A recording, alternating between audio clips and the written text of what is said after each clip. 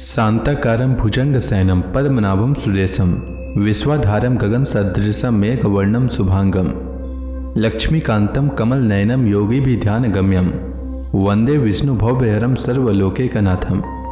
मंगलम भगवान विष्णु मंगलम गरुणध्वज मंगलम पुंडरीकाक्ष मंगलाय तनोहरि।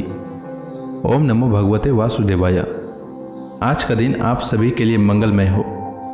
आइए सुनते हैं आषाढ़ मास कथा का 12वां अध्याय। कल के अध्याय में इक्ष्वाकु वंश के शेष राजाओं का वर्णन किया गया था। आज आगे की अध्याय में राजा निमि के वंश का वर्णन होगा। श्री सुखदेव जी आगे कहते हैं, परीक्षित, इक्ष्वाकु के पुत्र थे निमि। उन्होंने यज्ञ आरंभ करके महर्षि वशिष्ठ को ऋत्विज के रूप में वर्ण किया। वशिष्ठ जी ने कहा कि राजन, इंद्र अपने यज्ञ के लिए मुझे पहले ही वर्ण कर चुके हैं। उनका यज्ञ पूरा करके मैं तुम्हारे पास आऊंगा, तब तक तुम मेरी प्रतीक्षा करो। यह बात सुनकर राजा निमि चुप रहे और वशिष्ठ जी इंद्र का यज्ञ कराने चले गए। विचारवान निमि ने यह सोचकर कि जीवन तो क्षण भंगुर है, विलंब करना उचित न समझा और यज्ञ प्रारंभ कर दिया। जब तक गुरु वशिष्ठ जी न लौटे तब तक के लिए उन्होंने दूसरे ऋत्विजों को वर्ण कर लिया। गुरु वशिष्ठ जी जब इंद्र का यज्ञ संपन्न करके लौटे तो उन्होंने देखा कि उनके शिष्य निमि ने तो उनकी बात न मानकर यज्ञ प्रारंभ कर दिया है।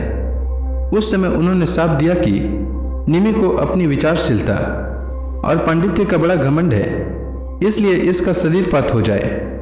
निमि की दृष्टि में गुरु वशिष्ठ का यह शाप धर्म के अनुकूल नहीं, प्रतिकूल था। इसलिए उन्होंने भी शाप दिया कि आपने लोभवश अपने धर्म का आदर नहीं किया, इसलिए आपका शरीर भी गिर जाए। यह कहकर आत्मविद्या में निपुण निमि ने अपने शरीर का त्याग कर दिया।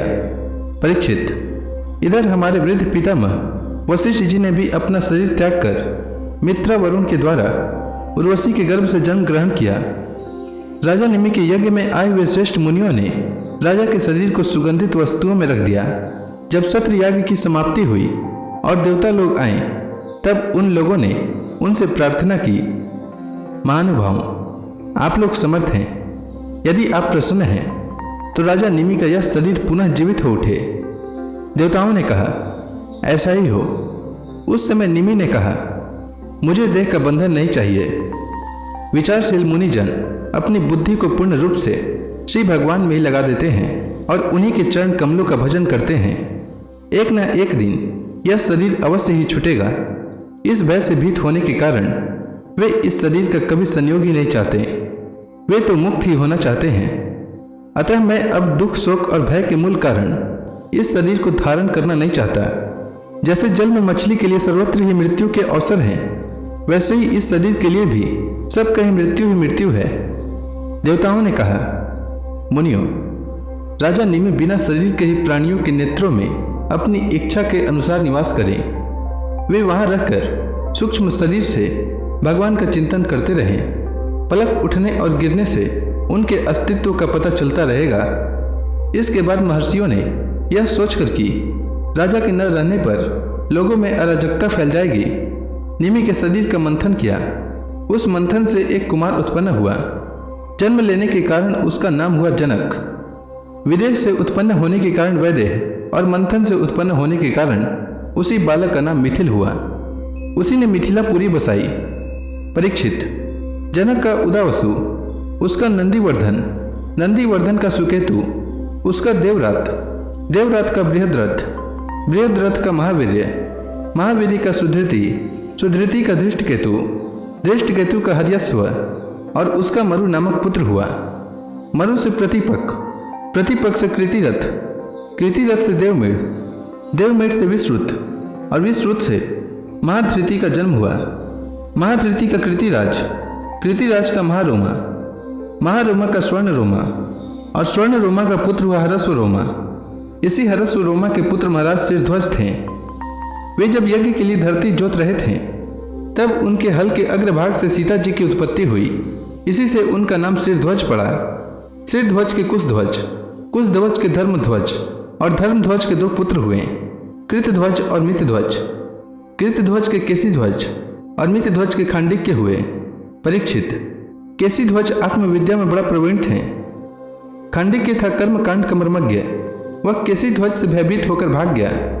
केसी ध्वज का पुत्र भानुमान और भानुमान का शतद्युम्न था। शतद्युम्न से सूची, सूची से संध्वज, संध्वज से उधर्वकेतु, उधर्वकेतु से अज, अज से पुरुजित, पुरुजित से अरिष्टनेमि, अरिष्टनेमि से श्रुतायु, श्रुतायु से सुपार्श्वक, सुपार्श्वक से चित्ररथ और चित्ररथ से मिथिलापति क्षेमधी का जन्म हुआ।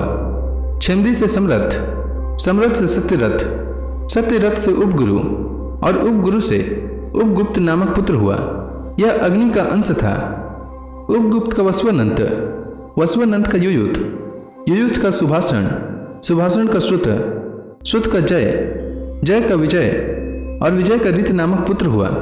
ऋत का सुनक, सुनक का वितहव्य, वितहव्य का धृति, धृति का बहुलास्व, बहुलास्व का कृति और कृति का पुत्र हुआ महावशी, परीक्षित। ये मिथिल के वंश में उत्पन्न सभी नरपति मैथिल कहलाते हैं। ये सब के सब आत्मज्ञान से संपन्न एवं गृहस्थाश्रम में रहते हुए भी सुख दुख आदि द्वंद्वों से मुक्त थे। क्यों न हो, याज्ञवल्क्य आदि बड़े बड़े योगेश्वरों की इन पर महान कृपा जो थी।